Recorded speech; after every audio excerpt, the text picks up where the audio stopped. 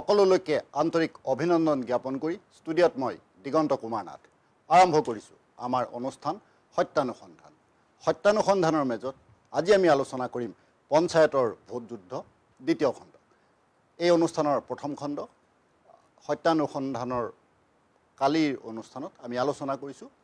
বিৰোধী দলৰ 3 গৰাকী প্ৰতিনিধিৰ সৈতে আমি পঞ্চায়ত নিৰ্বাচন সন্দৰ্ভত বিতংভাৱে আলোচনা কৰিছিলোঁ। আজি আমি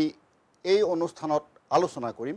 শাসকীয় পক্ষৰ শাসকীয় মিত্ৰজোঁটৰ কি প্ৰস্তুতি পঞ্চায়ত নিৰ্বাচনক লৈ সেই সন্দৰ্ভত আজি আলোচনা কৰিবৰ বাবে আজি আলোচনাত অংশগ্ৰহণ কৰিবৰ বাবে আমি আমাৰ মাজলৈ আমন্ত্ৰণ কৰি আনিছোঁ মনোজ কুমাৰ নাথ ডাঙৰীয়া। তেখেতক মই আদৰিছোঁ। গুৱাহাটী পৌৰ নিগমৰ এগৰাকী মুখপাত্ৰৰ গুৰু দায়িত্বত থকা এইগৰাকী ব্যক্তি। তেখেত বিজেপি অসম প্ৰদেশৰ যুৱ নেতা হিচাপে আমাৰ ৰাইজৰ মাজত পৰিচিত। বিভিন্ন সময়ত বিভিন্ন কামত তেখেত ব্যস্ত হৈ আছে, ৰাইজৰ কাম কৰি আছে। তাৰ মাজতে আমি আজ পঞ্চায়ত নিৰ্বাচনৰ দিন যেতিয়া চমু চাপি আহিছে, এই সন্দৰ্ভত শাসকীয় মিত্ৰজোঁটৰ কেনে কি প্ৰস্তুতি এই সন্দৰ্ভত জানিবৰ বাবে আমি নাথ ডাঙৰীয়াক আমাৰ মাজলৈ আমন্ত্ৰণ কৰি আনিছোঁ। আৰু প্ৰথমেই অনুষ্ঠানৰ আৰম্ভণিতে মই নাথ ডাঙৰীয়াক সুধিব বিচাৰিছোঁ 2 আৰু 7 মে'ৰ বাবে আপোনালোকৰ কি প্ৰস্তুতি? নিশ্চিতভাৱে আপুনি ভালকৈ জানে যে আমাৰ মিত্ৰজোঁটৰ বৰ্তমান যিখন চৰকাৰ বা মিত্ৰজোঁটৰ আমাৰ যিসমূহ নিৰ্বাচন এতিয়ালৈকে অনুষ্ঠিত হৈ গ'ল, বিশেষকৈ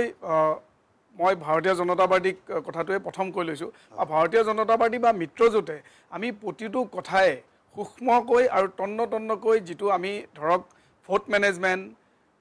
আৰু পোল মেনেজমেণ্ট এই গোটেইখিনি আমি খুব পৰিকল্পিতভাৱে আমি কৰি আহিছোঁ। নিৰ্বাচন সেইটো পঞ্চায়ত হওক, সেইটো আমাৰ লোকসভাৰ নিৰ্বাচন হওক, সেইটো আমাৰ বিধানসভাৰ নিৰ্বাচন হওক, আমি প্ৰতিটো নিৰ্বাচনকেই আমি নিৰ্বাচন হিচাপে লৈ আমি খুব ছিষ্টেমেটিকেলি আমি আগবাঢ়োঁ। আমাৰ ব্যৱস্থাপনাটো সুন্দৰ আৰু ভালকৈ আগবাঢ়িছোঁ। আৰু তাৰ প্ৰতিফলন আপুনি ইতিমধ্যে দেখিছে যে আমি বিনা প্ৰতিদ্বন্দ্বিতাই আমি যথেষ্ট সংখ্যক আসন লাভ কৰিবলৈ সক্ষম হৈছোঁ। পৰিসংখ্যাটো অকণমান পিছতে মই আপোনালোকক কৈ দিম যে ZPC এতিয়ালৈকে আমি 37খন আসন মিত্ৰজোঁটে লাভ কৰিবলৈ সক্ষম হৈছোঁ। আৰু AP মানে আঞ্চলিক পঞ্চায়ত সদস্য আমি BJPয়ে 259 আৰু AGPয়ে 29 আমি আসন ইতিমধ্যে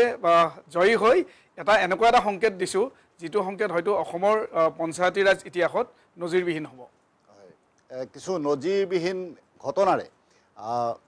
আমাৰ শাসকীয় মিত্ৰজোঁট আগবাঢ়ি গৈছে, সেই কথা সকলোৱে গম পাই আছে। এতিয়া মই আপোনাক আৰু এটা কথা সুধিব বিচাৰিছোঁ, আপোনালোক মিত্ৰজোঁট হিচাপে কেনেধৰণে আগবাঢ়ি গৈ আছে এই আমাৰ সমাগত নিৰ্বাচনৰ বাবে? নিশ্চিতভাৱে আপুনি যিটো কথা ক'লে মই আকৌ কৈছোঁ যে আপুনি দেখিছে যে মিত্ৰজোঁট শব্দটো আপুনি যিটো কৈছে সেই মিত্ৰজোঁট শব্দটো ক'বলৈ গ'লে আমি এজন স্বনামধন্য ব্যক্তিক আমি মনত ল'ব লাগিব, সেইটো অটল বিহাৰী বাজপেয়ী ডাঙৰীয়া। তেখেতৰ নেতৃত্বত যি NDA গঠন হৈছিলে, সেই NDAৰ যিটো শক্তিশালী ভূমিকা বা NDAৰ যিটো চাৰিত্ৰিক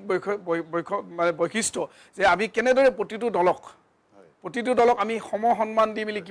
কি ধৰণে আগবাঢ়িব পাৰোঁ, প্ৰতিটো দলক কেনেকৈ আমি নিজৰ স্থানত আমি তেওঁলোকক সন্মান সহকাৰে আমি লৈ আমি নিৰ্বাচন এটাত অৱতীৰ্ণ হ'ব পাৰোঁ, সেই বস্তুটো তেখেতৰ পৰাই চলি আহি এতিয়া সুন্দৰকৈ মিত্ৰজোঁট NDA চৰকাৰখনৰ মিত্ৰজোঁটৰ কামবোৰ চলি আছে। কিন্তু সেই একে সময়তে আপুনি যদি চাই বিৰোধীৰ মিত্ৰজোঁট ৰুমৰ ভিতৰে আলোচনা হয়, ৰুমৰ পৰা বাহিৰ ওলাই অহাৰ লগে লগে তেওঁলোকৰ মাজত কাজিয়া লাগে আৰু তেওঁলোকৰ সদস্যৰ মাজত কাজিয়া লাগে। সেইকাৰণে আমি সুন্দৰকৈ আমাৰ মিত্ৰজোঁটৰ যিকেইটা দল আমাৰ লগত আছে সেই গোটেইকেইটা দলক লৈ আমি উমৈহতীয়াভাৱে নিৰ্বাচনত অৱতীৰ্ণ হৈছোঁ, যুঁজাৰু মনোবৃত্তিৰে অৱতীৰ্ণ হৈছোঁ, ৰাইজক আস্থাত লৈ অৱতীৰ্ণ হৈছোঁ, ৰাইজৰ আশীৰ্বাদ শিৰধাৰ্য কৰি অৱতীৰ্ণ হৈছোঁ আৰু সুন্দৰকৈ আগবাঢ়িছোঁ। তাৰ প্ৰতিফলন আমি ইতিমধ্যে আমাক ৰাইজে কি কৰিছে যে বিনা প্ৰতিদ্বন্দ্বিতাৰে যথেষ্ট সংখ্যক আসন দিয়াৰ কাৰণে যি ব্যৱস্থা সেইটো ৰাইজেই কৰিছে, যিহেতু গণতন্ত্ৰত যিহেতু ৰাইজেই ৰজা। হয়, এটা খুব ভাল কথা আপুনি কৈছে। কিন্তু নাথ ডাঙৰীয়া, এটা কথা মই এইখিনিতে উল্লেখ কৰোঁ, কালিৰ আমাৰ যি বিশ্লেষণাত্মক অনুষ্ঠান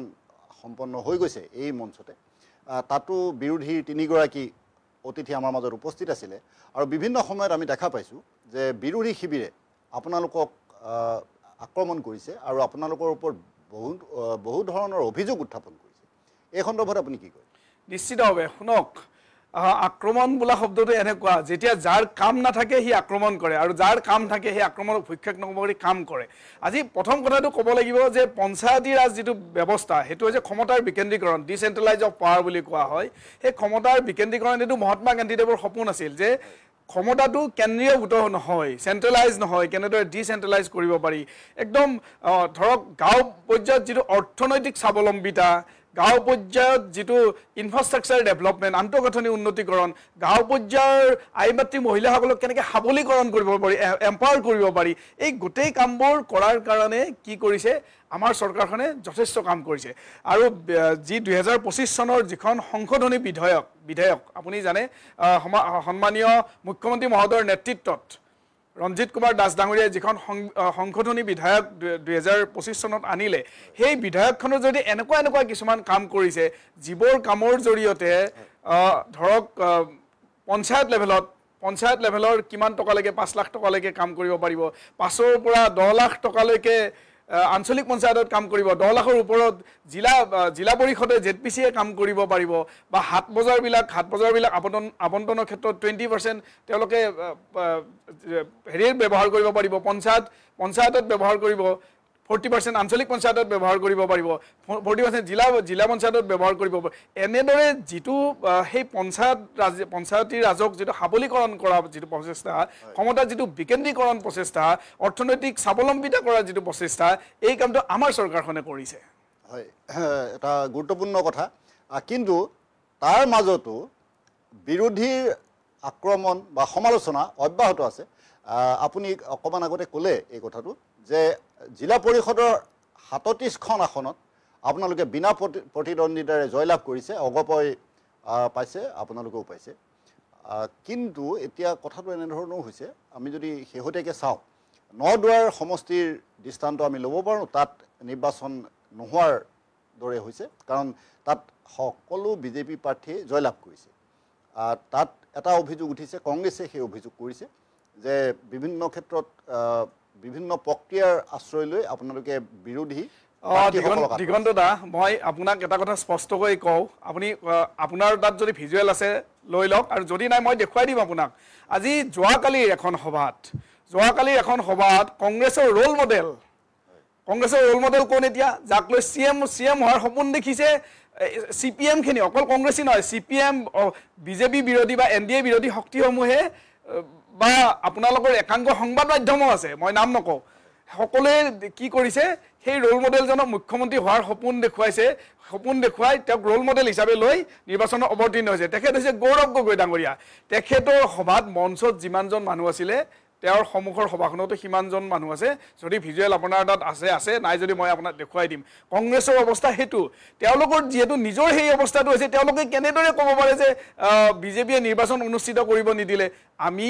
সদায় আমাৰ দলটো ভাৰতীয় জনতা পাৰ্টি যিটো দল আমাৰ আদৰ্শটো আপুনি কি জানে আমি নেশ্যন ফাৰ্ষ্ট বুলি কওঁ দেশ প্ৰথম পাৰ্টি ছেকেণ্ড আৰু থাৰ্ড ইণ্ডিভিজুৱেল প্ৰথম দেশ দ্বিতীয় দল তৃতীয় ব্যক্তি আমি সেই আদৰ্শৰে চলা আমাৰ দল আমি এনেকুৱা কাম কৰিবই নোৱাৰোঁ তেওঁলোকৰ লগত মানুহ নাই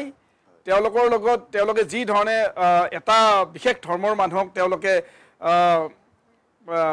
তেওঁলোকে লৈ যি ধৰণে আগবাঢ়িছে সেইটো নকলেও হ'ব কিন্তু সেই মানুহসকলে এতিয়া প্ৰত্যক্ষভাৱে তেওঁলোকৰ ওচৰত নহা হৈছে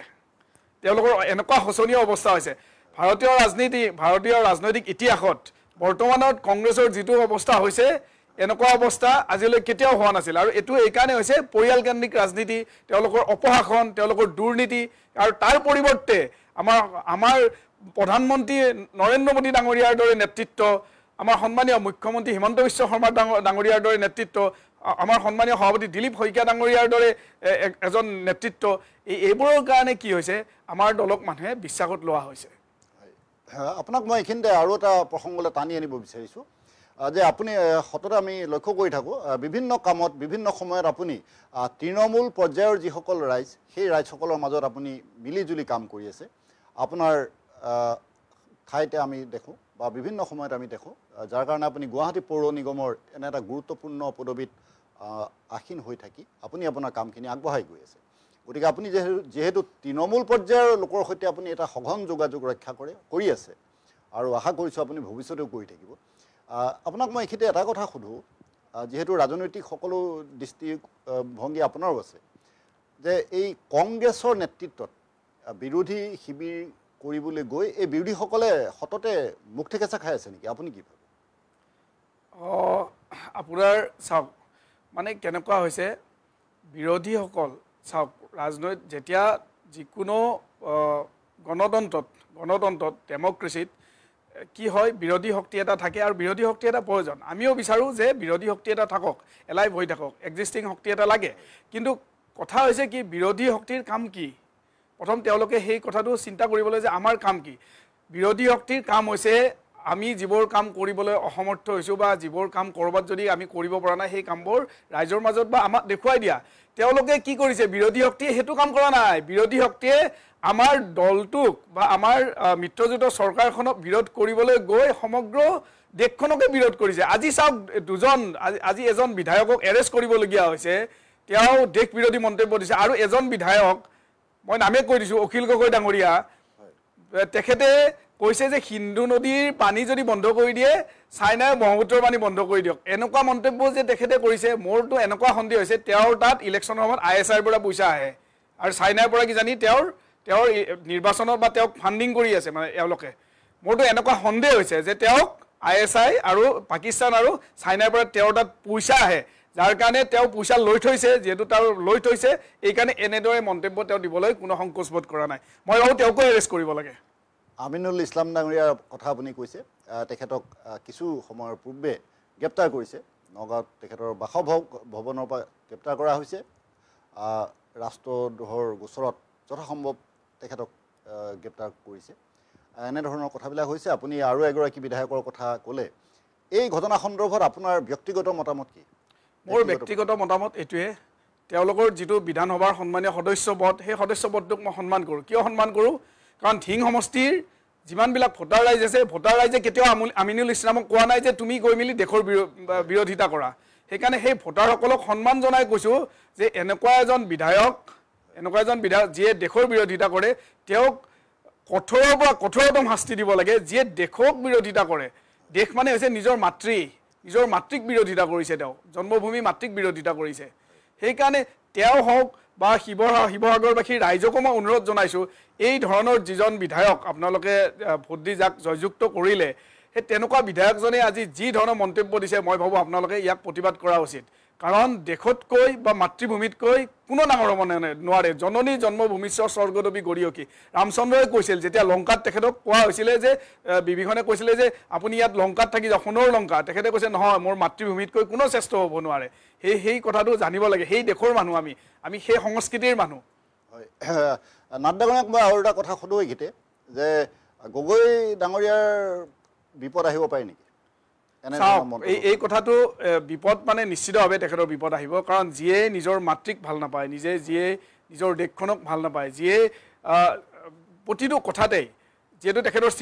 CPM সদৃশ তেখেতৰ যি মানসিকতা, তেওঁলোকে নিজৰ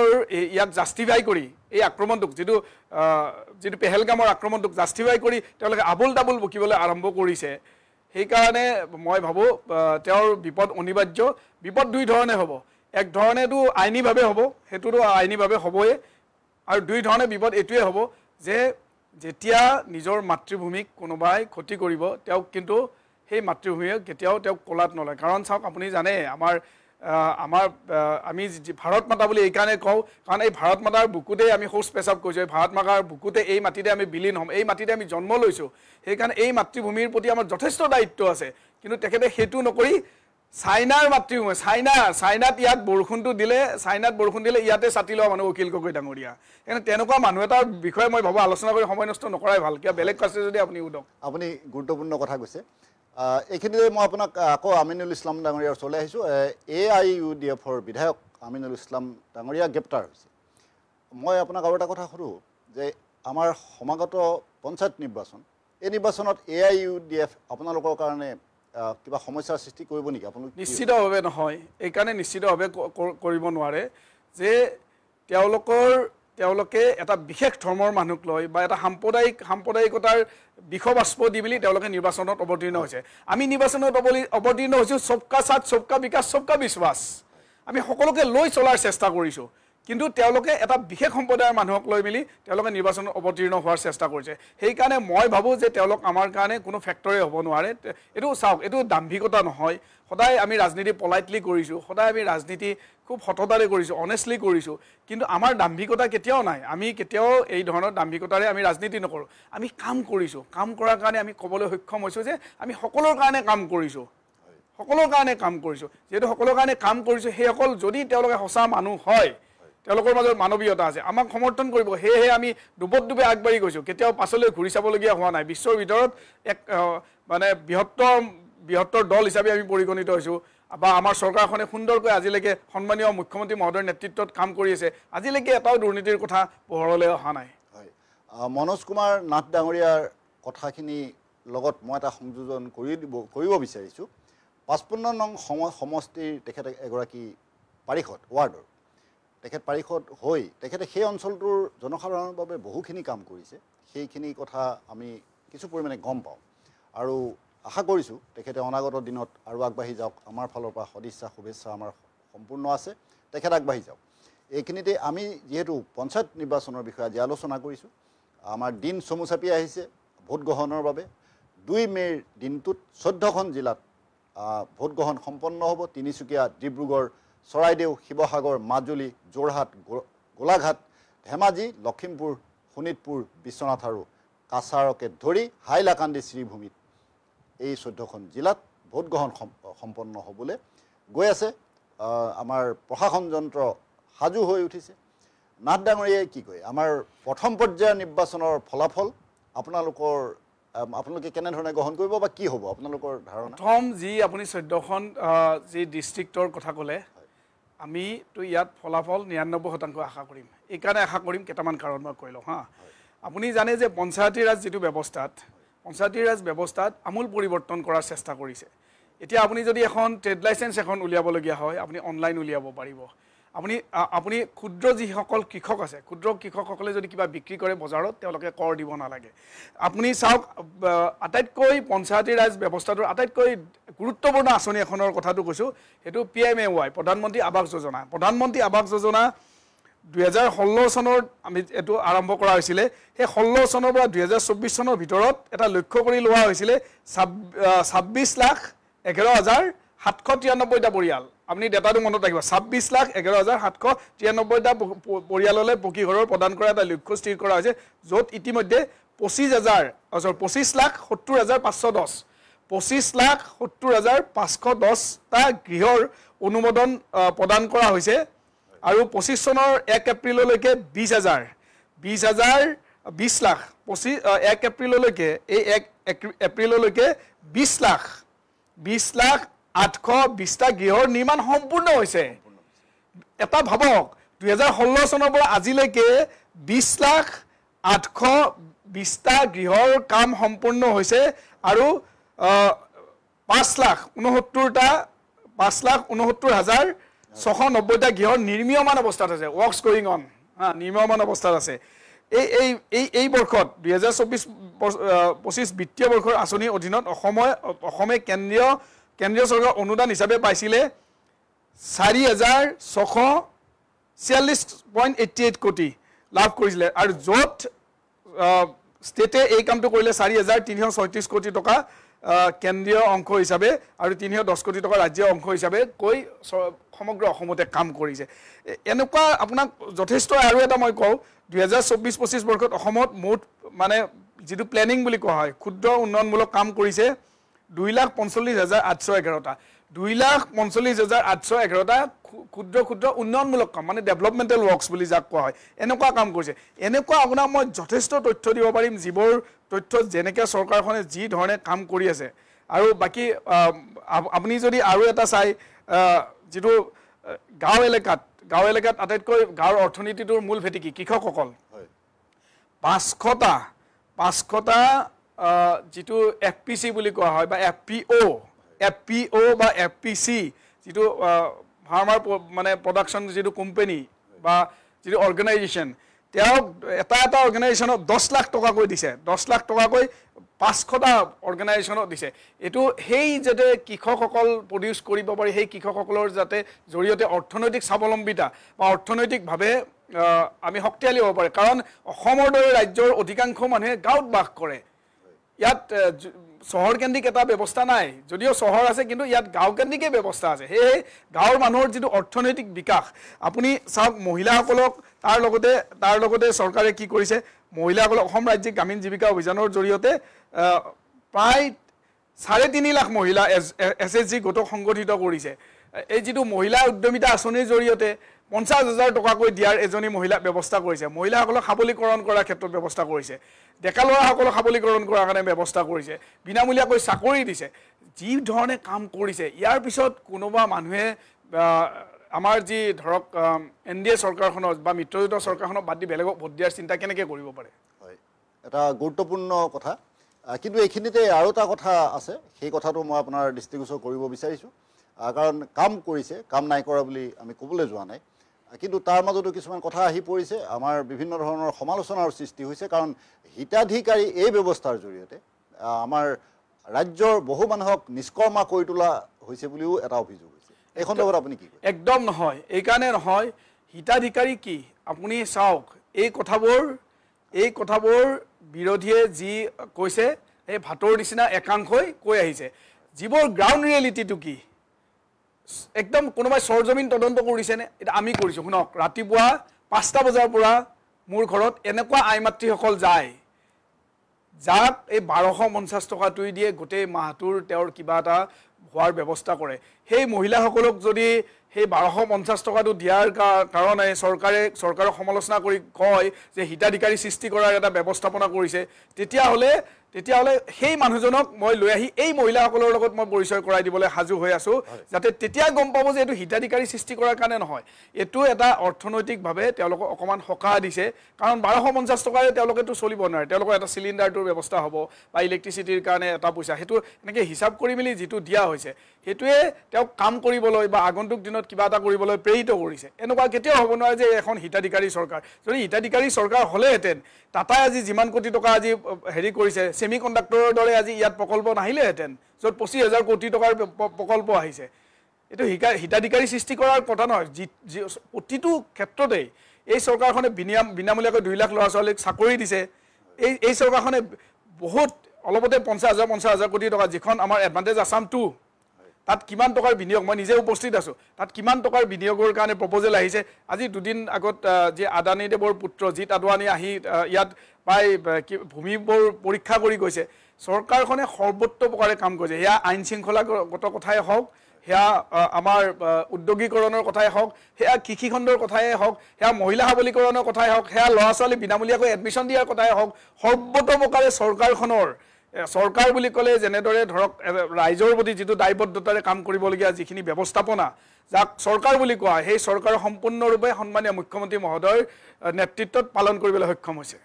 নাথডাঙৰীয়া কথাটো আমি বুজি পাইছোঁ কথাটো ঠিক এনেধৰণেও ওলাইছে বা এনেধৰণে হৈছে বিৰোধীয়েও কৈছে এনেধৰণৰ কথা যে হিতাধিকাৰী এই ধৰণে আপোনালোকৰ 1200 বা অন্যান্য ধন দিয়াতকৈ তেওঁলোকক সংস্থাপন দিব লাগে তেওঁলোকক কামত লগাব লাগে এনেধৰণে কোৱা হৈছে নিশ্চিতভাৱে সংস্থাপন দিয়া হৈছে যুৱকসকলক সংস্থাপন দিয়া হৈছে বিভিন্ন ধৰণৰ আমাৰ স্কিল ডেভেলপমেণ্ট ট্ৰেইনিং দিয়া হৈছে যুৱক যুৱতীসকলক আৰু তাৰ লগতে কৃষকসকলক বিভিন্ন সা সুবিধা প্ৰদান কৰা হৈছে সংস্থাপন কেতিয়াও নোহোৱা আজি চাওক 70 বছৰীয়া মহিলা এজনী 50 বছৰীয়া মহিলা এজনী বিধৱা মহিলা এজনী বিকলাংগ মহিলা এজনী কেনেকৈ আপুনি সংস্থাপন দিব তেওঁলোকক সংস্থাপন দিব নোৱাৰে তেওঁলোকক এই যিটো ধন এই ধনটো আমি তেওঁলোকক সকলে আমি সেৱা নিধি বুলি কৈছোঁ এইটো এটা আমাৰ সেৱা নিধি আমি এইটো তেওঁলোকক আমি হিতাধিকাৰী শব্দটো নহয় আমি সেৱা নিধি বুলি কৈছোঁ আমি সেৱা কৰি তেওঁলোকক এটা নিধি দিছোঁ চলিবৰ কাৰণে কিন্তু এইটোৱে হৈছে বিৰোধীৰ আৰু আমাৰ শব্দৰ যিটো পাৰ্থক্য চিন্তাৰ পাৰ্থক্য কাৰণ তেওঁলোকৰ লগত আমাৰ যি চিন্তা আৰু তেওঁলোকৰ চিন্তাৰ মাজত যথেষ্ট তফাত আছে আমি যি কৰিছোঁ আমাৰ চৰকাৰখনে যি কৰিছে এইটো তেওঁলোকে কৰিব যিহেতু নোৱাৰে আমি কৰা কামখিনিয়ে সমালোচনা কৰিব পাৰিব তাতকৈ তেওঁলোকে একো কৰিব নোৱাৰে আপুনি বৰ গুৰুত্বপূৰ্ণ কথা এটা কৈছে আপোনাক ধন্যবাদ জনাইছোঁ ইমানখিনি কথা আমাৰ দৰ্শকক জনোৱাৰ বাবে তথাপি আমি নিৰ্বাচনৰ কথা যিহেতু পাতি আছোঁ আপোনাক মই এই কথা সুধিব বিচাৰোঁ যে 2 মে'ত আমাৰ প্ৰথম পৰ্যায়ৰ ভোট গ্ৰহণ হ'বলৈ গৈ আছে 14খন জিলাত এই 14খন জিলাত ভোট গ্ৰহণ হ'ব সেই দিনটোৰ পাছত আমি ফলাফল লাভ কৰিম বিৰোধীয়ে কি কৰিব পাৰিব আপোনাৰ কি ধাৰণা মই ভাবোঁ বিৰোধীৰ এবাৰ অস্তিত্বৰ সংকটত ভুগিব বিৰোধীয়ে চাওক ইয়াতে কাছাৰ আছে হাইলাকান্দি আছে শ্ৰীভূমি আছে দেখিছোঁ কাছাৰ হাইলাকান্দি শ্ৰীভূমি আছে এবাৰ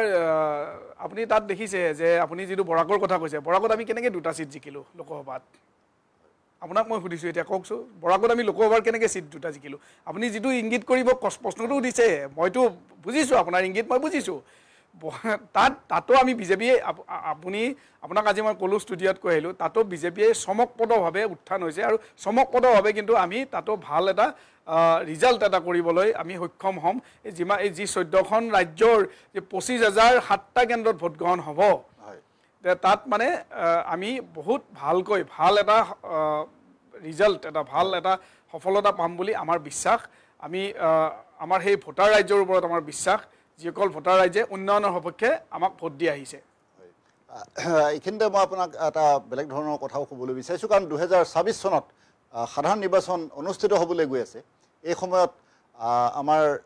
এতিয়া সমাগত যি পঞ্চায়ত নিৰ্বাচন এই পঞ্চায়ত নিৰ্বাচনক ছেমি ফাইনেল হিচাপেও গণ্য কৰা হৈছে বিভিন্ন ক্ষেত্ৰত আলোচনা চৰ্চা অব্যাহত আছে এই সময়ত আপোনালোকৰ ফালৰ পৰা মানে আপোনালোকৰ মিত্ৰজোঁটৰ ফালৰ পৰা বুলি কওঁ বা শাসকীয় পক্ষৰ ফালৰ পৰা বিৰোধীক উৎখাত কৰাৰ বাবে কিবা পৰিকল্পনা আছে নেকি আচলতে এইটো ছেমি ফাইনেল কিবা কিবি এইবোৰ বিৰোধীয়ে ভাবে আমাৰ কাৰণে কোনো কথা ছেমি ফাইনেল আমাৰ কাৰণে প্ৰতিটো কথাই ফাইনেল আমাৰ কাৰণে প্ৰতিটো নিৰ্বাচনে ফাইনেল মই সেইটো প্ৰথমতেই আপোনাক স্পষ্ট কৰি কৈছোঁ আৰু আগন্তুক দিনতো কৈছোঁ সেয়া নিৰ্বাচন বুথ পৰ্যায়ত হওক পঞ্চায়ত পৰ্যায়ত হওক সেয়া নিৰ্বাচন আপুনি পৌৰ নিগমৰ পৰ্যায়ত হওক সেয়া নিৰ্বাচন আপুনি বিধানসভা পৰ্যায়ত হওক লোকসভা পৰ্যায়ত হওক যিয়েই ৰাজ্যসভা পৰ্যায়ত হওক যিয়েই নিৰ্বাচন হওক আমি প্ৰতিটো নিৰ্বাচনে আমি ফাইনেলৰ ওপৰত অৱতীৰ্ণ হৈছোঁ আৰু প্ৰতিখন ফাইনেলত আমি জয় হোৱাৰ কাৰণে চেষ্টা কৰিছোঁ আৰু জয় হৈ আহিছোঁ পঞ্চায়ত নিৰ্বাচনতো আপোনালোকে জয় হ'ব নিশ্চিতভাৱে তাৰ জ্বলন্ত উদাহৰণ আপুনি দেখিছে ইতিমধ্যে ZPC জিলা পৰিষদৰ 37খন আসন আমি দখল কৰিছোঁ আৰু ইফালে আঞ্চলিক পঞ্চায়তৰ আমি বিজেপিয়ে পাইছোঁ 259 মানে অলমষ্ট 259 আসন আমি পাইছোঁ আৰু এজিপিয়ে পাইছে আমাৰ এজিপিয়ে আমাৰ হেৰিখন আসন পাবলৈ সক্ষম অলমষ্ট 29খন আসন পাবলৈ 29খন আসন পাবলৈ সক্ষম হৈছে সেয়েহে এয়া মৰ্ণিং শ্বুজ দা ডে বুলি কোৱা হয় ইংৰাজীত আপুনি জানে যে যি মূলা বাঢ়ে তাৰ দুপাততে চিন এইটো মৰ্ণিং শ্বুজ দা ডে বুলি যদি আপুনি ভাবে তেতিয়া ভাবিব লাগিব যে আৰম্ভণিতে যদি আমি ইমান আসন পাবলৈ সক্ষম হৈছোঁ নিশ্চিতভাৱে আমি পঞ্চায়তত কিমান আসন পাব পাৰোঁ সেয়া আপুনি চাই লওক কিন্তু অভিযোগবিলাক যে আহি আছে কাৰণ অভিযোগবিলাক এনেকৈও আহিছে যে কোনোবা কংগ্ৰেছৰ কেণ্ডিডেট কোনোবা বিৰোধী বেলেগ অন্য কেণ্ডিডেট তেওঁলোকে নমিনেশ্যন দিয়াৰ পাছতো মনোনয়ন দিয়াৰ পাছত সেই মনোনয়ন প্ৰত্যাহাৰ কৰিছে উঠাই লৈছে এনেধৰণৰ ঘটনাবিলাক শুনক না প্ৰত্যাহাৰ কেতিয়া উঠাই লয় প্ৰত্যাহাৰ এতিয়া যেতিয়া তেওঁ ভাবে যে মই নিৰ্বাচনত অৱতীৰ্ণ হ'লে মোৰ যিটো হেৰি ধন যিটো মোৰ থাকিব লাগে তাত সেই ধনটো মানে মোৰ নাথাকিব বাজেয়াপ্ত হ'ব সেইকাৰণে তেখেতে ভাবিছে যে মই মনোনয়নটো উঠাই লোৱাই ভাল আৰু সেইটোকে কংগ্ৰেছে ইছ্যু কৰিছে যে এই ধৰণৰ কথাটো আপুনি যিটো কৈছে সেই কংগ্ৰেছে এইটো কথা ইছ্যু কৰিছে কিন্তু এই যিবোৰ কাৰুকাৰ্য আছিলে এই কাৰুকাৰ্যবোৰ কিন্তু আপুনি যদি ইতিহাস চাই এই কাৰুকাৰ্যবোৰ আৰম্ভ কৰিছিলে কংগ্ৰেছে মই আপোনাক এটা উদাহৰণ দিওঁ যোৱাবাৰ বা তাৰ আগৰ এবাৰ পঞ্চায়তত কি কৰিলে পঞ্চায়তত যেতিয়া ভোট হয় এইটো কি বেলট পেপাৰত হয় বেলট পেপাৰ হ'লে এটা ষ্টাম্প যিটো ষ্টাম্প চিল মাৰে এটা চিল থাকে এনেকুৱা বহুতখন পঞ্চায়ত আছে সেই চিলটো তেওঁলোকৰ ভোট মাৰি চিলটো পকেটত ভৰাই য'ত তেওঁলোকে হাৰাৰ আকাংক্ষা দেখিছে চিলটো চুৰ পৰ্যন্ত কৰি লৈ গৈছে এনেকুৱা ধৰণৰ তেওঁলোকে ইমান তললৈ গৈ তেওঁলোকে ৰাজনীতি কৰে তেওঁলোকে যিটো চিল যিটোৰে মানে পঞ্চায়ত ষ্টাম্প মাৰিব লগা হয় সেই ষ্টাম্পটো পৰ্যন্ত চুৰ কৰি লৈ গৈছে যোৱাবাৰ নিৰ্বাচনত তেওঁলোকৰ মানসিকতা হৈছে এইটো সেইকাৰণে এই তেওঁলোকৰ কথা মই ভাবোঁ আলোচনা কৰি আমাৰ বেছি লাভ নহ'ব বুলি মই ভাবোঁ এতিয়া বৰ্তমান নিৰ্বাচনৰ দিন চমু চাপি অহাৰ লগে লগে আমাৰ ৰাজ্যৰ মাননীয় মুখ্যমন্ত্ৰী তেখেতো বিভিন্ন নিৰ্বাচনী সভাত জঁপিয়াই পৰিছে আৰু বিভিন্ন ধৰণে তেখেতে ৰাজ্যক বক্তব্য প্ৰদান কৰিছে আৰু এই বক্তব্যসমূহক লৈও প্ৰতিক্ৰিয়াৰ সৃষ্টি হৈছে যে তেখেতে ক'ব নলগা কথাও কোৱা বুলি অভিযোগ আহিছে কালি আমাৰ এই অনুষ্ঠানতে বিৰোধী পক্ষৰ অতিথিসকলে সেই ধৰণৰ মন্তব্য প্ৰকাশ কৰিছিলে আপুনি এই সন্দৰ্ভত কি কয় শুনক মুখ্যমন্ত্ৰী মহোদয়ে কি ক'ব লাগে কি ক'ব নালাগে তেখেতে খুব ভালকৈ জানে প্ৰথম কথা দ্বিতীয় কথা মুখ্যমন্ত্ৰী মহোদয়ে কিবা যদি ক'ব নলগা কথা কৈছে সেয়া ৰাইজে বিবেচনা কৰিব তেওঁলোক কোন হয় ক'বৰ কাৰণে তেওঁলোকে তেওঁলোকৰ নেতাসকলক কণ্ট্ৰল কৰক তেওঁলোকৰ লগত মিত্ৰজোঁটৰ মানুহসকলক কণ্ট্ৰল কৰক যাৰ লগত মিলি নিৰ্বাচনত প্ৰতিদ্বন্দ্বিতা হয় তেওঁলোকৰ ইমান নেতাই এনেকুৱা বক্তব্য দিছে সেই বক্তব্য দিয়া নেতাসকলক কণ্ট্ৰল কৰক যি বিভাজনমুখী বক্তব্য দিছে সেইটো নকৰি আমাৰ সন্মানীয় মুখ্যমন্ত্ৰীগৰাকীয়ে কি কৈছে এইটো চাই থকা মানে কি বুজায় তেওঁলোকৰ কোনো কাম নাই অকল মুখ্যমন্ত্ৰী মহোদয় অবজাৰ্ভেশ্যন কৰি থাকে মুখ্যমন্ত্ৰী মহোদয়ক অবজাৰ্ভেশ্যন কৰি কিবা পাৰ পাব জানো তেখেতে এটা সূৰ্যৰ দাপত বাকীবিলাক ক'ত থাকিব আপুনি ভাবক সূৰ্যৰ ওচৰত কেতিয়াও যাব নোৱাৰে আপুনি তেওঁৰ সূৰ্যৰ যি উত্তাপ সেই উত্তাপে জ্বলি পেলাব মুখ্যমন্ত্ৰী মহোদয় সূৰ্য আৰু তেওঁলোক হৈছে একোটা পৰুৱা এই সূৰ্যৰ উত্তাপ আমাৰ সমাগত ভোট গ্ৰহণতো দেখা পোৱা যাব নেকি নিশ্চিতভাৱে দেখা পাব সূৰ্যৰ যি উত্তাপ সূৰ্যৰ যি পোহৰ আৰু সূৰ্যই যি ধৰণে সমগ্ৰ পৃথিৱীখন সমগ্ৰ সকলোকে যি পোহৰ প্ৰদান কৰি আহিছে আৰু যেতিয়া সূৰ্যৰ পোহৰ প্ৰদান কৰে সূৰ্যৰ কিন্তু একো ক্ষতি নহয় বা তেওঁৰ সেই পোহৰ কমি হৈ নাযায় সেইজন হৈছে আমাৰ সন্মানীয় মুখ্যমন্ত্ৰীগৰাকী আৰু সন্মানীয় প্ৰধানমন্ত্ৰীগৰাকী সেয়েহে যি ধৰণে কাম কৰি আছে ৰাইজৰ হকে তেখেতে যিমান কষ্ট কৰি আছে যিমান সেৱা আগবঢ়াই আছে ৰাইজে যথেষ্ট সন্তুষ্ট আমাৰ চৰকাৰখনক লৈ ধন্যবাদ জনাইছোঁ আমি এটা গুৰুত্বপূৰ্ণ বিষয়ত আলোচনা কৰি আছোঁ পঞ্চায়তৰ ভোট যুদ্ধ আমি কিছু সময়ৰ পাছত আলোচনালৈ পুনৰ উভতি আহিম এতিয়া লৈছোঁ খন্তেক সময়ৰ বাণিজ্যিক বিৰতি स्कैमर्स की विकेट टपकाने की कोशिशें जारी क्या होगी समाप्त बल्लेबाजों की पारी हेलो मैडम बिजली विभाग से बोल रहा हूँ इस लिंक पे पैसे भरे वरना बिजली कट जाएगी बिजली कट जाएगी बोल रहे टेंशन का माहौल बल्लेबाज जाल में फंसते हुए काट दो हैं? वैसे भी आज कैंडल लाइट डिनर का प्लान है कैंडल लाइट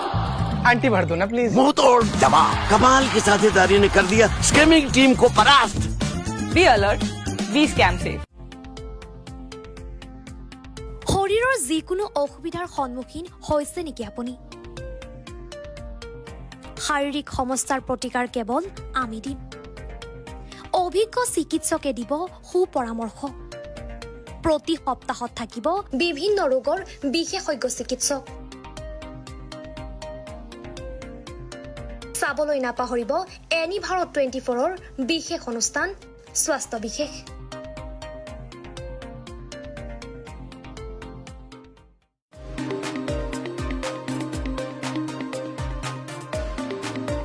আপোনাৰ ঘৰখন আৰু অফিচটো চালে চকুৰুৱাকৈ সজাওক আজি আহক সকলো ধৰণৰ অত্যাধুনিক ফাৰ্নিচাৰৰ বাবে সিটি ফাৰ্নিচাৰ 6 মাইল গুৱাহাটী আমাৰ ঠিকনা 6 মাইল পাঞ্জাবাৰী ৰোড পুৰবিটাৰীৰ সন্মুখত গুৱাহাটী আমাৰ যোগাযোগ নম্বৰ 9435013969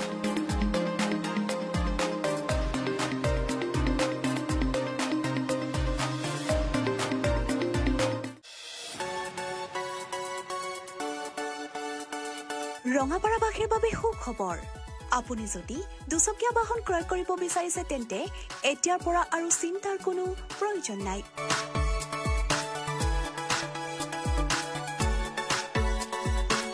আপুনিও আহিব পাৰে DBP associate Bajaj two wheeler ডিলাৰলৈ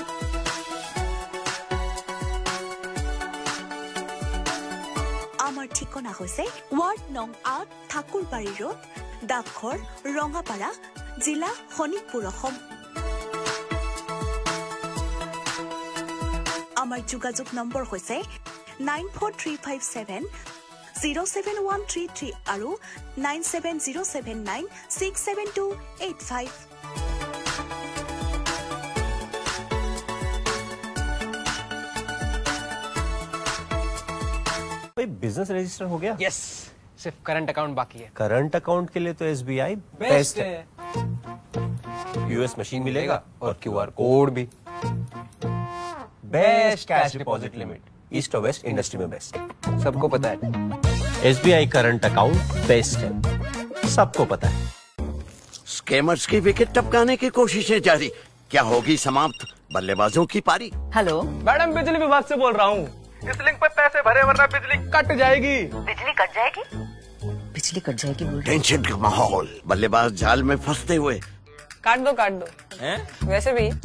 आज कैंडल लाइट डिनर का प्लान है। कैंडल लाइट आंटी भर दो ना प्लीज। मुंह तोड़ जवाब, कमाल की साझेदारी ने कर दिया स्कैमिंग टीम को परास्त। बी अलर्ट, बी स्कैम से। শৰীৰৰ যিকোনো অসুবিধাৰ সন্মুখীন হৈছে নেকি আপুনি শাৰীৰিক সমস্যাৰ প্ৰতিকাৰ কেৱল আমি দিম অভিজ্ঞ চিকিৎসকে দিব সুপৰামৰ্শ প্ৰতি সপ্তাহত থাকিব বিভিন্ন ৰোগৰ বিশেষজ্ঞ চিকিৎসক চাবলৈ নাপাহৰিব এনি ভাৰত 24ৰ বিশেষ অনুষ্ঠান স্বাস্থ্য বিশেষ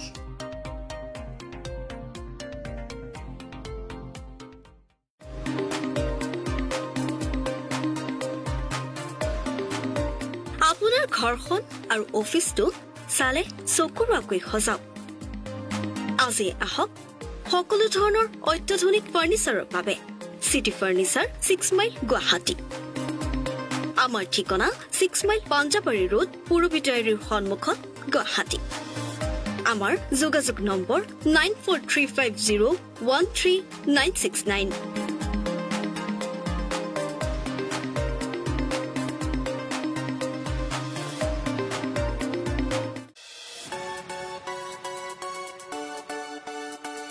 ৰঙাপাৰাবাসীৰ বাবে সুখবৰ আপুনি যদি দুচকীয়া বাহন ক্ৰয় কৰিব বিচাৰিছে তেন্তে এতিয়াৰ পৰা আৰু চিন্তাৰ কোনো প্ৰয়োজন নাই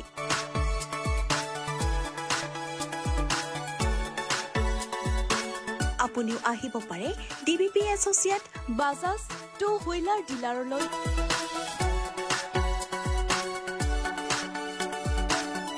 আমাৰ ঠিকনা হৈছে ৱাৰ্ড নং ৮ ঠাকুৰবাৰী ৰোড ডাকঘৰ ৰঙাপাৰা জিলা শোণিতপুৰ অসম আমাৰ যোগাযোগ নম্বৰ হৈছে 9435707133 আৰু 9707967285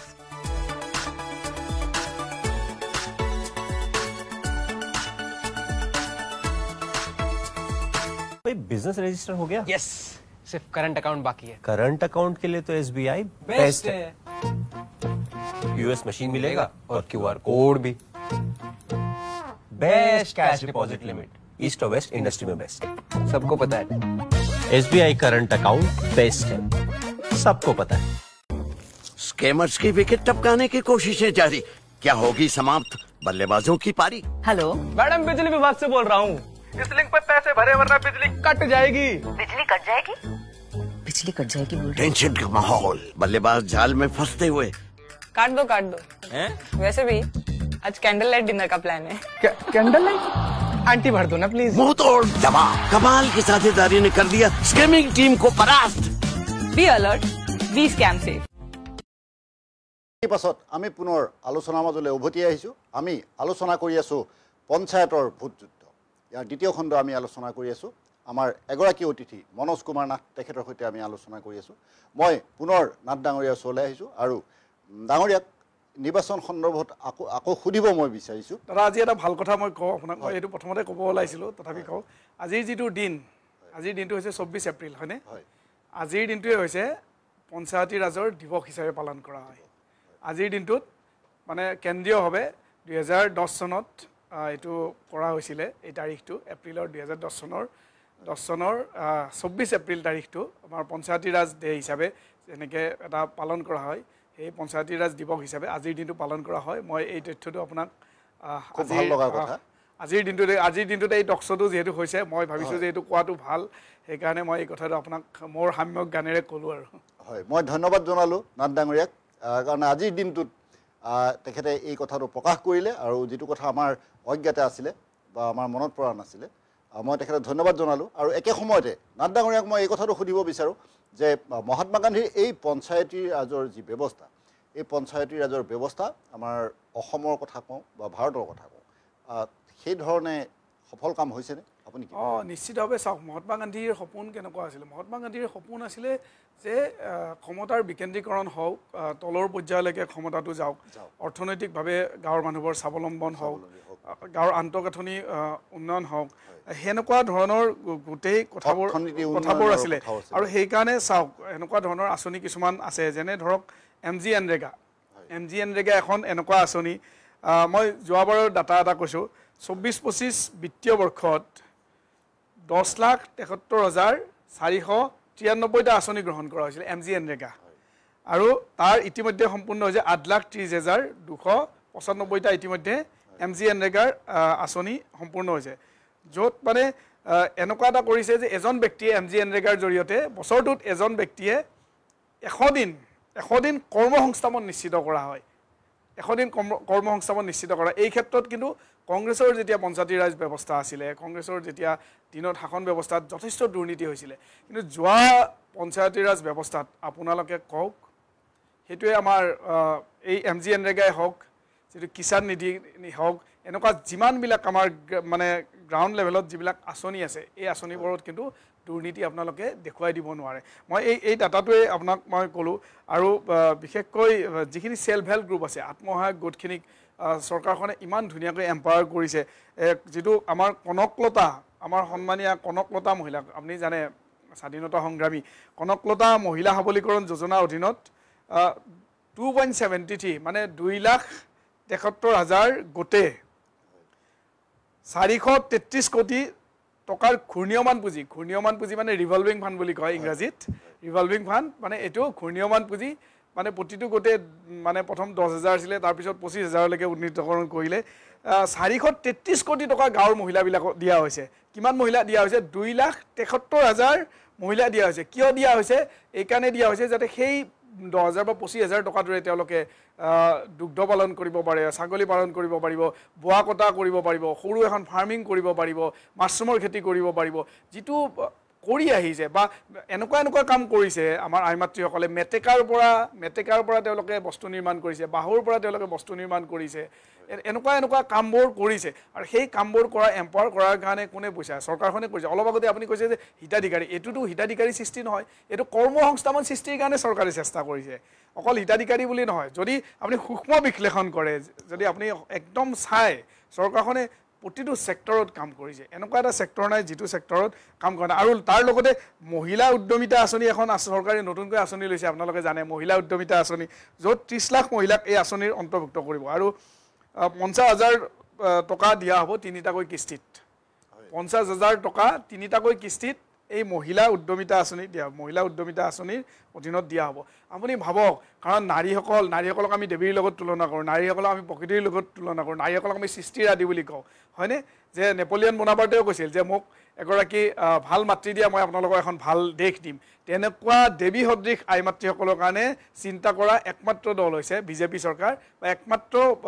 মিত্ৰজোঁটৰ চৰকাৰখন যি আই মাতৃসকলৰ কাৰণে চিন্তা কৰে ইমানখিনি বা তেওঁলোকৰ সবলীকৰণ যিটো এম্পাৱাৰ বুলি কয় ওমেন এম্পাৱাৰ কৰা একমাত্ৰ আজিলৈকে ভাৰতবৰ্ষৰ ৰাজনীতিত আটাইতকৈ বেছি চিন্তা কৰা মহিলাসকলৰ কাৰণে বেছি চিন্তা কৰা চৰকাৰখনে হৈছে NDA চৰকাৰ আৰু তাৰ লগে লগে আমি গুৱাহাটী পৌৰ নিগমৰ যেহেতু মই এজন পাৰিষদ মই গুৱাহাটী পৌৰ নিগমত সন্মানীয় মুখ্যমন্ত্ৰী মহোদয় কি কৈছে 50% কৰিছে মানে আমাৰ 60টা সিট আছে 60টাৰ ভিতৰত 30টা মহিলা দিছে 30টা পুৰুষক দিছে ভাবক তাতকৈ আৰু কি কৰিব পাৰে হয় এটা গুৰুত্বপূৰ্ণ কথা আৰু মই এইখিনিতেই আপোনাৰ ওচৰলৈ এটা বেলেগ ধৰণৰ কথা লৈ আহিছোঁ কাৰণ আপুনি পাৰিষদ হিচাপে যথেষ্ট যোগ্যতা সহকাৰে আপুনি বহুখিনি কাম কৰি আছে আমাৰ থলুৱা ৰাইজৰ বাবে সেই কথা আমাৰ সততে দৃষ্টিগোচৰ হয় আৰু আপুনি কাম কৰি থাকক আমি সেইটো কামনা কৰোঁ কিন্তু এইখিনিতে আপোনাক মই এটা কথা সুধিব বিচাৰোঁ যদিও আমি পঞ্চায়ত নিৰ্বাচনৰ পৰা অকণমান ফালৰি কথাটো সুধোঁ যে ভৱিষ্যতৰ গুৱাহাটীখনক লৈ গুৱাহাটী পৌৰ নিগমৰ কিবা বেলেগ ধৰণৰ পৰিকল্পনা আছে নেকি বা আপোনাৰ ব্যক্তিগতভাৱে কিবা চিন্তা আছে নিশ্চিতভাৱে সন্মানীয় আমাৰ বিভাগীয় মন্ত্ৰী জয়ন্ত মল্ল ডাঙৰীয়াৰ নেতৃত্বত বৰ্তমান আমাৰ পৌৰ নিগমখন খুব সুন্দৰকৈ চলি আছে তাত বিভিন্ন ধৰণৰ পৌৰ নিগম মানে কি পৌৰ নিগম মানে হৈছে নগৰপালিকা নগৰখনক যিয়ে পালন কৰে ইয়াৰ মেয়ৰজন হৈছে গুৱাহাটীৰ ফাৰ্ষ্ট চিটিজেন সেইকাৰণে কি কৰা হৈছে পৌৰ নিগমে গুৱাহাটী মহানগৰীকক সুব্যৱস্থিত কৰাৰ কাৰণে গুৱাহাটী মহানগৰীকক সুবিধা দিয়াৰ কাৰণে যথেষ্টসমূহ কাম কৰিছে তাৰ ভিতৰত আপুনি কেইটামান মই উল্লেখনীয় কাম কৰিছে প্ৰতিটো ৱাৰ্ডত একোটাকৈ কমিউনিটি হল প্ৰতিটো ৱাৰ্ডত একোটাকৈ শৌচালয় প্ৰতিটো ৱাৰ্ডত এখনকৈ শ্মশান প্ৰতিটো ৱাৰ্ডত 20 লাখ টকাকৈ পানীৰ বৰিং এনেকুৱা ধৰণৰ প্ৰতিটো ৱাৰ্ডত যথেষ্ট কাম কৰা হৈছে আৰু তাৰ লগতে প্ৰায় 100 কোটি টকাৰ ষ্ট্ৰীট লাইটৰ কাৰণে প্ৰায় 100 কোটি টকাৰে এটা ষ্ট্ৰীট লাইটৰ যিটো প্ৰজেক্ট সেই প্ৰজেক্টটো পৌৰ নিগমৰ জৰিয়তে কৰা হৈছে যাতে মানুহে আন্ধাৰত থাকিবলগীয়া নহয় আৰু তাৰ লগতে এইবাৰ চাওক আমি গুৱাহাটী মহানগৰীখনত আমি 5খন মেজৰ ৰিভাৰ কেনেল আছে 5খন মানে আমাৰ নদী আছে নদী 5খন নদী গুৱাহাটীৰ মাজেৰে সৰুবৰ নদী আছে এই 5খন নদী আমি বাহিনী মৰা ভৰলু এনেকে এই 5খন নদী আমি গুৱাহাটী পৌৰ নিগমে চাফচিকুণ কৰি আছো তাৰ লগতে আমি 400টা নলা আমি চাফচিকুণ কৰিছো প্ৰায় 250টা নলা পিডব্লিউডিয়ে কৰি আছে আৰু আমি স্পষ্ট অবজাৰভেশ্যন কৰি আছো নলা চাফচিকুণ কৰি আছো আজি কেইদিনমান আগতে গুৱাহাটী স্বচ্ছ অভিযান বুলি আমি এটা অভিযান কৰিছো গুৱাহাটী পৌৰ নিগমে যি আছে গুৱাহাটী স্বচ্ছ অভিযানৰ জৰিয়তে কেইবা হাজাৰ কিলোমিটাৰ আমি ডিপ ক্লিনিং কৰিছো ডিপ ক্লিনিং মানে যিটো চাফচিকুণ ধৰক আমি কৰিছো তাৰ তলত যে টাইলছ পৰিছে কিবা পৰিছে একদম ভিতৰলৈ গৈ আমি চাফচিকুণ কৰিছো এটা জেগাতে আমি প্ৰায় 30 জনকৈ এটা গ্ৰুপ কৰি মিলি আমি হেনেকে 270টা লেবাৰেৰে আমি গোটেই গুৱাহাটীখন আমি ৰেগুলাৰ হেনেকে সাফ কৰিছো ইমানবোৰ কাম আমি ৰাইজৰ স্বাৰ্থত কৰি আছো আৰু তাৰ জ্বলন্ত উদাহৰণ চাওক আগতে যেতিয়া বানপানী হৈছিল 3 দিন 4 দিনলৈকে কিন্তু পানী শুকোৱা নাছিল এতিয়া বৰ বেছি 3-4 ঘণ্টাৰ ভিতৰত কাৰণ গুৱাহাটীৰ ব্যৱস্থাপনাটোৱে বৰ্তমান এনেকুৱা যেটো গুৱাহাটীখন এখন আনপ্লেন সিটি ইয়াত আমি 100% লগালগ আমি 100% আমি কি কৰিব নোৱাৰো যে বানমুক্ত কৰিব নোৱাৰো কিন্তু আমি এটা সময়ৰ পিছত ধৰ 2 ঘণ্টা বা 3 ঘণ্টাৰ ভিতৰত আমি যাতে পানীখিনি আমি নিবলৈ সক্ষম কৰিব পাৰো আমাৰ যথেষ্ট সংখ্যক পাম্প ইতিমধ্যে লাগি আছে বা যথেষ্ট সংখ্যক ব্যৱস্থাপনা বা যথেষ্ট ইঞ্জিনিয়াৰ সকল লাগি আছে আৰু এটা কথা কৈ মই আপোনাক সুখী হ'ম যে যিমানবিলাক বিভাগ আছে বাকি যিমানবিলাক বিভাগৰ যিসমূহ অভিযন্তা আছে বা টেকনিক্যাল অফিচাৰ আছে আমি গুৱাহাটী পৌৰ নিগমৰ যিখিনি অভিযন্তাৰ টেকনিক্যাল অফিচাৰ তেওঁলোকে যথেষ্ট কাম কৰে ৰাতি 12টা বজা ৰাতি 1টা বজালৈকে কাম কৰে আমি যেতিয়া কাম আমাৰ আগত পৰিব তেতিয়া আমি নিজে আমি পাৰিখত ক'লে মই ৰাতি 2টা বজাত কাম চাবলৈ যাওঁ আমি এনেকে ৰাইজৰ সেৱা কৰিবলৈ প্ৰয়াস কৰিছো চেষ্টা কৰিছো আমি নাজানো আমাক মাৰ্কিং ৰাইজে দিব আমি কি কৰিছো এয়া ৰাইজে দিব আৰু যথেষ্ট কৰিবলগীয়া আছে আমাৰ যথেষ্ট পৰিকল্পনা আছে এনেকুৱা নহয় প্লেনিং আছে সেই কাৰণে আমি ৰাইজে মাৰ্কিং কৰিব কিন্তু আমাৰ যেটো প্ৰয়াস এই প্ৰয়াসটোৰ কথা কিন্তু আমি ৰাইজক জনোৱা বা আমি ৰাইজৰ ওচৰত সেই প্ৰয়াসখিনি লৈ যোৱা কিন্তু আমাৰ কৰ্তব্য গুৱাহাটী পৌৰ নিগমে কাম কৰিছে আমাৰ ৰাজ্য চৰকাৰেও কাম কৰিছে আমি কাম নাই কৰা বুলি ক'বলৈ যোৱা নাই এই কামখিনি কৰিছে আপুনি কিছু সময় আগতে আপুনি প্ৰকাশ কৰিছে যে কেনে ধৰণে ক্ষমতাৰ বিকেন্দ্ৰীকৰণৰ জৰিয়তে আমাৰ গাঁৱলীয়া মানুহক বা আমাৰ পিছপৰা মানুহক আপোনালোকে বিভিন্ন ধৰণৰ সহায় সুবিধা আগবঢ়াই আছে বা হিতাধিকাৰী এই কথাবিলাক ইয়াৰ মাজত আমাৰ সমালোচনালৈ আহি পৰে কিন্তু মই আপোনাক এটা কথা সুধিব বিচাৰোঁ নেকি যেহেতু আমাৰ পঞ্চায়ত নিৰ্বাচন সমাগত কেইটামান দিনৰ পাছতে পঞ্চায়ত নিৰ্বাচন অনুষ্ঠিত হ'ব এই যে আমাৰ পিছপৰা বা আমাৰ থলুৱা মানুহখিনিৰ মাজত গাঁৱৰ মানুহখিনিৰ মাজত আপোনালোকে এনে ধৰণৰ কামবিলাক কৰি আছে এই কামৰ ফল হিচাপে বা এই কামৰ প্ৰতিদান হিচাপে আপোনালোকে পঞ্চায়ত নিৰ্বাচনত বিপুল জয়লাভ কৰিব বুলি ভাবিছে নেকি নিশ্চিতভাৱে এই কাৰণে ভাবিছো যে পঞ্চায়ত গাঁওবিলাকত আপুনি চাওক যে আমাৰ যেটো গ্ৰাম্য সড়ক যোজনা যিখন আঁচনি সেইখন আমাৰ সন্মানীয় প্ৰধানমন্ত্ৰী অটল বিহাৰী বাজপেয়ী ডাঙৰীয়া আৰম্ভ কৰিছিলে এতিয়া বৰ্তমান সময়ত মোদীজীৰ নেতৃত্বত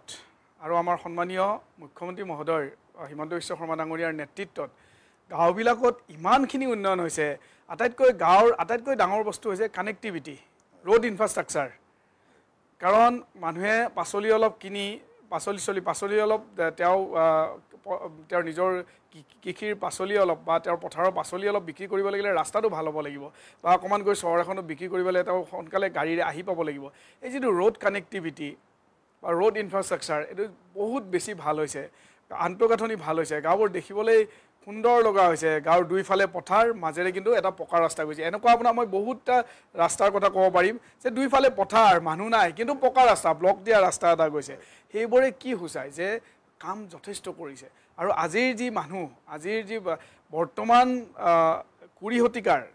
কুৰি শতিকাৰ যিসকল সন্মানীয় ব্যক্তি বা সন্মানীয় ভোটাৰ ৰাইজ তেওঁলোক যথেষ্ট কনচাৰ্ণ বা সজাগ তেখেতলোকে ভালকৈ জানে যে কাক ভোট দিব লাগে কাক দিব নালাগে কাক ভোটটো দিলে ভোটটো অপচয় হ'ব কাৰণ গণতন্ত্ৰত ভোটৰ মূল্য যথেষ্ট বেছি এটা ভোটৰ এনেকুৱা মূল্য যে এটা ভোটৰ বিনিময়ত হাৰি যাব পাৰে আৰু আমি হৈছোঁ এনেকুৱা দলক বিলং কৰা মানুহ য'ত এটা ভোটৰ কাৰণে অটল বিহাৰী বাজপেয়ীদেৱে তেখেতে চৰকাৰখন ভাঙিবলগীয়া আছিল তেখেতে কিন্তু এটা ভোট যি আজিৰ দিনত যেনেকৈ কোৱা হয় যে এটা ভোটৰ যোগাৰ কৰিবলৈ তেখেতে কিন্তু যোগাৰ কৰাৰ চেষ্টা কৰা নাছিলে তেখেতে কৈছিলে যে ভাঙিলে ভাঙক আকৌ আমি আহিম ঠিক তেনেদৰে আকৌ তেখেতে নিৰ্বাচিত হৈছে এয়া হৈছে আমি ভাৰতীয় জনতা পাৰ্টীৰ দলৰ চৰকাৰ বা মিত্ৰজোঁটৰ চৰকাৰৰ এটা বৈশিষ্ট্য হয় আমাৰ কামৰূপ মহানগৰৰ ভিতৰতো বহুখিনি ঠাই পঞ্চায়ত নিৰ্বাচনৰ নিশ্চিতভাৱে আছে মই কৈ দিছোঁ ইয়াত আপোনাৰ ইয়াত চন্দ্ৰপুৰ পানীখাইটি আমচিং এনেকৈ বা ইফালে ধৰক আমাৰ সোণাপুৰ বা ডিমৰীয়া সোণাপুৰ এই ধৰণে যথেষ্টখিনি পঞ্চায়ত আমাৰ কামৰূপ মহানগৰ জিলাৰ ভিতৰত ওচৰতে আমাৰ মহানগৰৰ ওচৰতে পাৰে আৰু মই নিজে যোৱাকালি মই 6 নং পানীখাইটি পঞ্চায়তত গৈ মেলি নিৰ্বাচনী প্ৰচাৰত অংশগ্ৰহণ কৰিছিলোঁ আৰু সুন্দৰকৈ দেখিছোঁ যে তাত প্ৰতিটো জাতি ধৰ্ম ভাষা নিৰ্বিশেষে ভাৰতীয় জনতা পাৰ্টীক কিন্তু ছাপোৰ্ট কৰিছে এনেকুৱা নহয় যে এটা ধৰ্ম বা এটা জাতি নহয় প্ৰতিটো জাতি কাৰণ তাত জনগোষ্ঠীয় মানুহ যথেষ্টখিনি আছে সকলোৱে মই ছাপোৰ্ট কৰাত দেখিছোঁ আৰু ভাল লাগিছে নিজে নিৰ্বাচনী প্ৰচাৰত গৈ এইকাৰণে ভাল লাগিছে যে চৰকাৰখনৰ যিখিনি কাম বা আঁচনি আমি যেতিয়া প্ৰচাৰত যাওঁ আমি কি কৰোঁ আমাৰ সেই আঁচনিসমূহ যে আমি কৰিছোঁ সেই কামে আমি ৰাইজক কওঁ যে আমি চাওক আমি এইখিনি কৰিছোঁ আৰু আগন্তুক দিনত এনেকুৱা কৰাৰ পৰিকল্পনা আছে যিহেতু পৰিকল্পনা আছে আপোনালোকে আমাকে ভোট দিব ৰাইজে খুব আশীৰ্বাদ দিছে ৰাইজে কৈছে নাই তোমালোকে আকৌ আহিব লাগিব সেই ধৰণৰ যি আশীৰ্বাদ প্ৰদান কৰিছে যিটো এছুৰেঞ্চ বুলি কোৱা হয়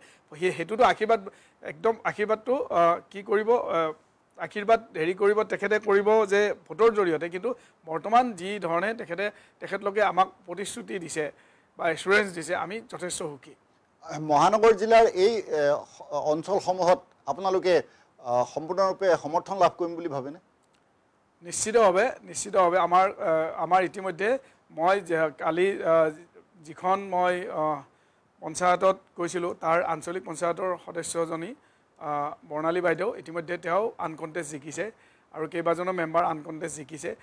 নিশ্চিতভাৱে আমি মহানগৰীতো আমি যিসমূহ কামৰূপ মহানগৰৰ আশে পাশে যিকেইটা আছে সেইকেইটাত আমি বিপুল ভোটত আমি জয়যুক্ত হ'ম প্ৰতিগৰাকী প্ৰাৰ্থী এটা কথা এইখিনিতে আপোনাক মই উল্লেখ কৰোঁ যে এই আনকণ্টেষ্ট বিনা প্ৰতিদ্বন্দ্বিতাৰে জয় লাভ কৰা কথাটো এইবাৰ পঞ্চায়ত নিৰ্বাচনত এটা অভিলেখ হৈ পৰিছে বিভিন্ন সময়ত মানুহে নভবা ধৰণে এইবাৰ এই অভিলেখৰ সৃষ্টি হৈছে এই অভিলেখ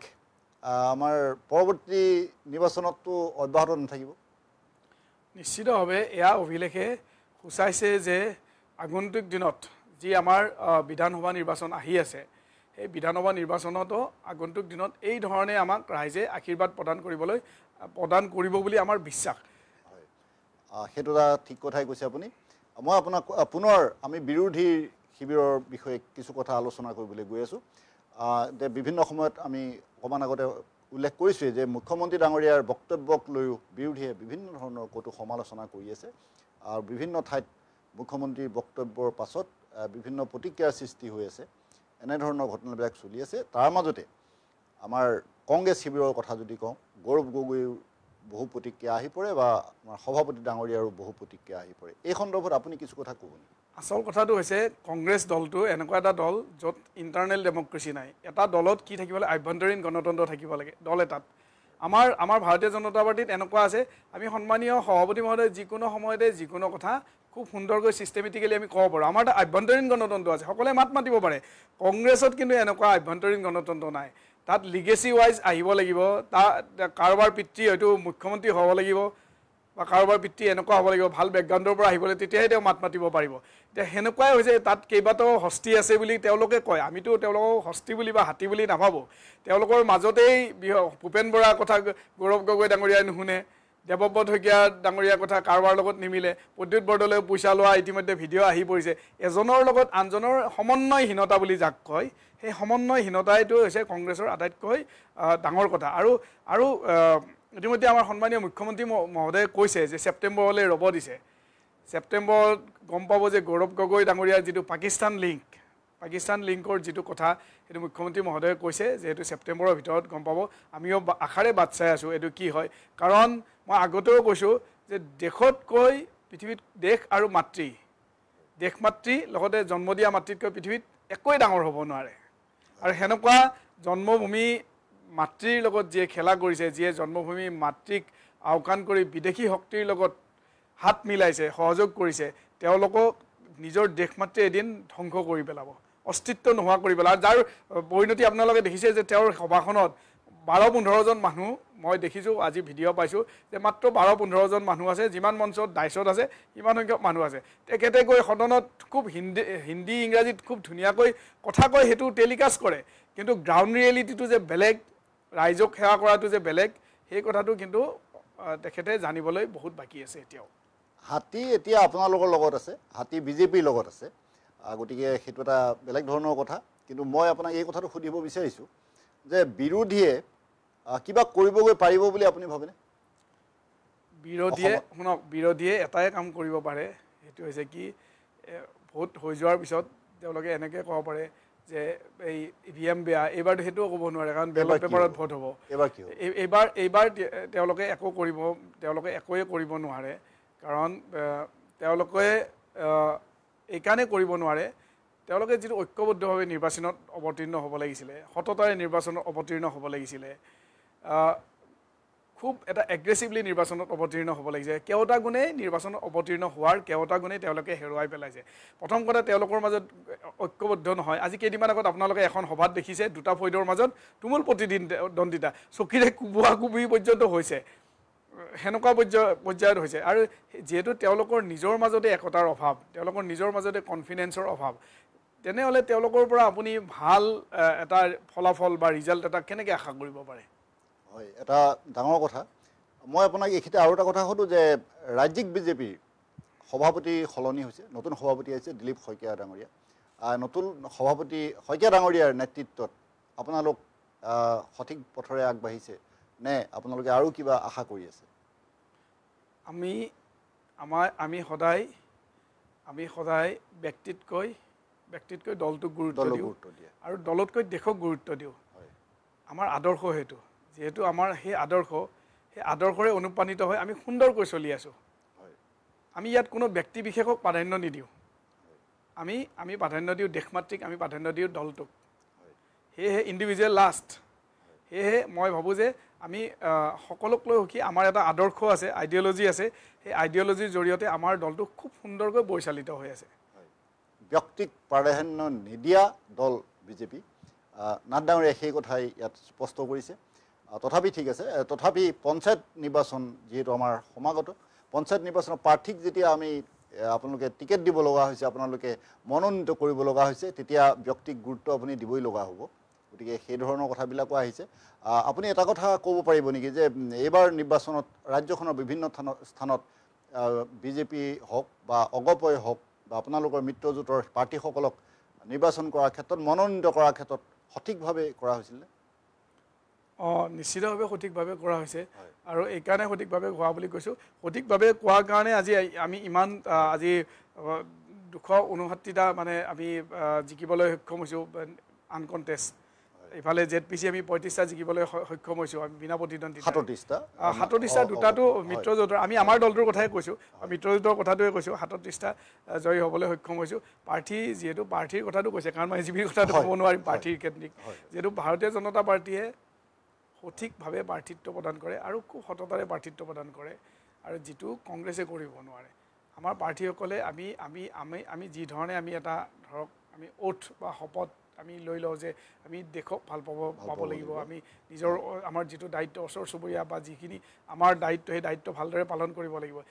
এই এটা যিটো ছিষ্টেম ব্যৱস্থাপনা এই ব্যৱস্থাপনাটোৰ মাজেৰে কিন্তু আমাৰ প্ৰতিটো কাম হৈ যায় সেয়েহে আমাৰ সমন্বয়ৰ কাৰণে আমাৰ এটা সুন্দৰ ছিষ্টেম বা ব্যৱস্থাপনাৰ কাৰণে আমি প্ৰতিটো কামেই আমাৰ সুন্দৰকৈ সম্ভৱ হৈছে আৰু আমি কি কৰোঁ কালেক্টিভলি কৰোঁ এটা টিম হৈ কৰোঁ টিম শব্দটোৰ অৰ্থ হৈছে টুগেডাৰ এভৰিৱান এচিভ মোৰ যিটো আমি অকলে কৰিব নোৱাৰোঁ এটা টিম হৈ কাম কৰোঁ ইয়াত প্ৰতিজন ব্যক্তিকে গুৰুত্ব দিয়া হয় আৰু প্ৰতিজনৰ যোগ্যতা অনুসাৰে তেওঁক দায়িত্ব দিয়া হয় সেই দায়িত্ব তেওঁলোকে খুব নিষ্ঠা আৰু সততাৰে পালন কৰে যাৰ বাবে আমি সফল হ'বলৈ সক্ষম হৈছোঁ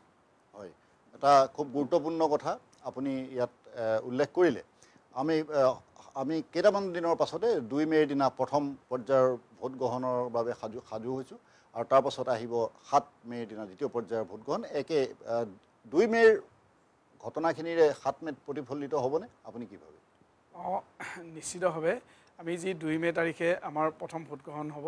আমি তাতো ভাল ফলাফল লাভ কৰিবলৈ সক্ষম হ'ম আৰু 7 তাৰিখে যি দ্বিতীয় পৰ্যায়ত হ'ব আমি তাতো ভাল ফলাফল লাভ কৰিবলৈ সক্ষম হ'ম আমি দুগৰাকী ব্যক্তিৰ নেতৃত্বত সন্মানীয় মুখ্যমন্ত্ৰী মহোদয় আৰু সন্মানীয় সভাপতি দিলীপ শইকীয়া ডাঙৰীয়াৰ নেতৃত্বত এইবাৰ পঞ্চায়তত নজিৰবিহীনকৈ আমি জয়যুক্ত হ'বলৈ সক্ষম হ'ম বুলি আমি আজি আপোনাৰ এই টকশ্ব'ৰ মজিয়াত মই প্ৰতিশ্ৰুতি প্ৰদান কৰিলোঁ ধন্যবাদ জনাইছোঁ নাথ ডাঙৰীয়া আপুনি যথেষ্ট গুৰুত্ব সহকাৰে আমাৰ প্ৰশ্নসমূহৰ উত্তৰ দিলে আমি এটা গুৰুত্বপূৰ্ণ বিষয়ত আলোচনা কৰি আছোঁ পঞ্চায়তৰ ভোট যুদ্ধ এই বিষয়ত আমি আলোচনা কৰিছোঁ মনোজ কুমাৰ নাথৰ সৈতে আমাৰ অনুষ্ঠানৰ সময় চমু চাপি আহিছে আৰু কিছু সময়ৰ পাছতে আমি অনুষ্ঠান সামৰিব লাগিব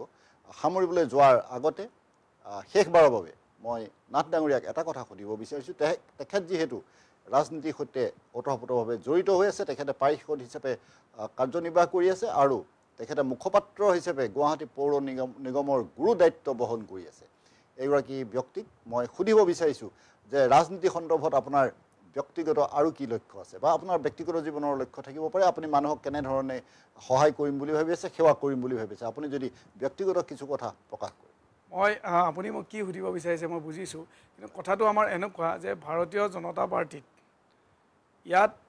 আটাইতকৈ ডাঙৰ লক্ষ্য হৈছে ৰাইজৰ সমাজ সেৱা কৰা ইয়াৰ আটাইতকৈ ডাঙৰ লক্ষ্য হৈছে অন্তোদয় সেই একদম শেষৰজন ব্যক্তিলৈকে আমি আমাৰ চৰকাৰী আঁচনিটো যেন নিব পাৰোঁ কোনো যেন অনাহাৰে থাকিবলগীয়া সেয়াই হৈছে আমাৰ লক্ষ্য আৰু আমি যদি ভালকৈ কাম কৰিব পাৰোঁ আমাৰ লক্ষ্য সেইটো আৰু আমাক লক্ষ্য কৰি থাকিব ওপৰে যিহেতু আপুনি দেখিছে সেইকাৰণে আমাৰ দ্ৰৌপদী মুৰ্মু ডাঙৰীয়ানীৰ দৰে মানুহে আমাৰ ৰাষ্ট্ৰপতি হ'বলৈ সক্ষম হৈছে আমাৰ সন্মানীয় প্ৰধানমন্ত্ৰী ডাঙৰীয়াই আপুনি দেখিছে তেখেতে কি পৰ্যায়ৰ পৰা গৈ আজি ইমান এটা ডাঙৰ পদত অধিষ্ঠিত হ'বলৈ সক্ষম হৈছে সেইকাৰণে আমি ইয়াত আকৌ এবাৰ কৈছোঁ যে আমাৰ দায়িত্ব আমি পালন কৰি থাকিব লাগিব আৰু আমি কাম যেতিয়া কৰি থাকিম আমাক কি কৰিব লাগে এয়া দলে চিন্তা কৰিব দলৰ নেতৃত্বই চিন্তা কৰিব আৰু দলৰ নেতৃত্বই যি চিন্তা কৰে যি ধৰণে আমাক আগবঢ়াই দিয়ে আমি সেই ধৰণে কাম কৰি যাম ইয়াত ব্যক্তিগত চিন্তাৰ কোনো প্ৰাধান্য দিয়া নহয় এটা সঠিক কথা কৈছে এনেধৰণৰ দৃষ্টান্ত আজিকালি পাবলৈ নোহোৱা হৈ গৈছে আমাৰ বেকগ্ৰাউণ্ড লগা হৈছে আজিকালি সকলোতে পাছৰ থকা মানুহ লগা হৈছে সেই সুবিধা নোহোৱা কৰিবৰ কাৰণে আপোনালোকে প্ৰচেষ্টা হাতত লৈছে এই প্ৰচেষ্টা আগবাঢ়ি যাওক এই প্ৰচেষ্টা ভাল হওক সেই কামনা কৰিছোঁ আমি এটা গুৰুত্বপূৰ্ণ বিষয়ত আজি আলোচনা কৰিলোঁ পঞ্চায়তৰ ভোট যুদ্ধ আমি এতিয়া অনুষ্ঠানৰ পৰা বিদায় ল'ব লগা হৈছে আমি মনোজ কুমাৰ নাথ ডাঙৰীয়াক আন্তৰিক ধন্যবাদ জনাইছোঁ আজি ইমান সময় আপোনালোকৰ সন্মুখত দিয়াৰ কাৰণে আপোনালোকৰ সন্মুখত বক্তব্য প্ৰদান কৰাৰ কাৰণে আপোনালোককো ধন্যবাদ জনাইছোঁ ইমান সময় এই অনুষ্ঠান উপভোগ কৰাৰ কাৰণে আৰু এনেধৰণৰ অন্যান্য অনুষ্ঠান আৰু বিশদ বা বাতৰিৰ বাবে চাই থাকিব এনি ভাৰত 24 এটা বিদায় লৈছোঁ শুভৰাত্ৰি